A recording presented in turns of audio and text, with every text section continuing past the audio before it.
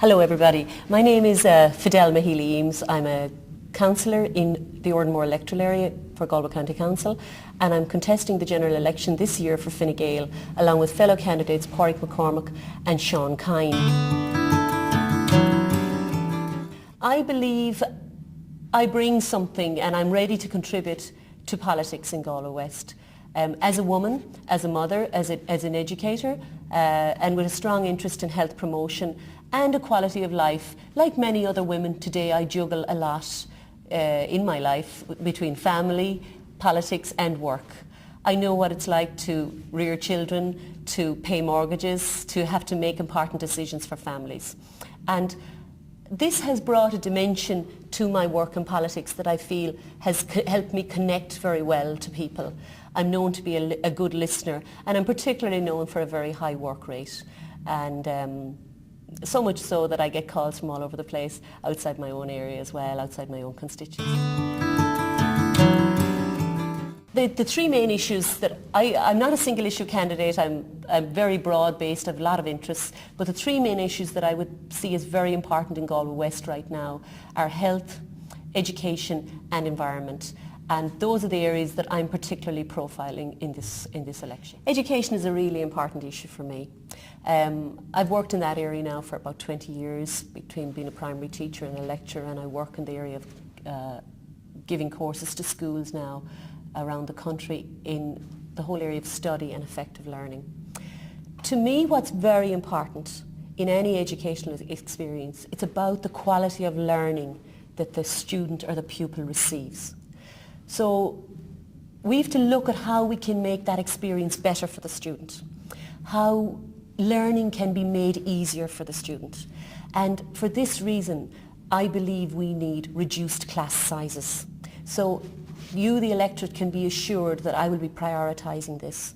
What I mean by that is, it's in my experience that no class should be bigger than 24 pupils in this country. Now, the government currently state that their average is 24 to 1, 24 pupils to one teacher, but that is not accurate, because what they're doing is they're phasing in learning support teachers with small groups and they're averaging it all in. But I am saying that Fine Gael in government should have no class with pupils with any more than 24 pupils in any one class. We also badly need more school places in Galway City and east of Galway City, where I'm living in the Ardmore area. So really we need to build new schools. There's been a total lack of forward planning in areas that have, like where I'm living, Ardmore and the Ardán area and Duckishka, that has experienced huge population growth. I could also say my Cullen on the west side of the city is the same. And this has been really a desperate lack of attention by this government over the last 10 years. You cannot throw development and population at areas without forward planning around schools and healthcare, etc. So really we need good places for children to learn in, not prefabs, not broom cupboards for learning support teachers to work in. It is going to diminish the quality of learning that the child experiences. It's very important, if we're real, that we are tackling social disadvantage.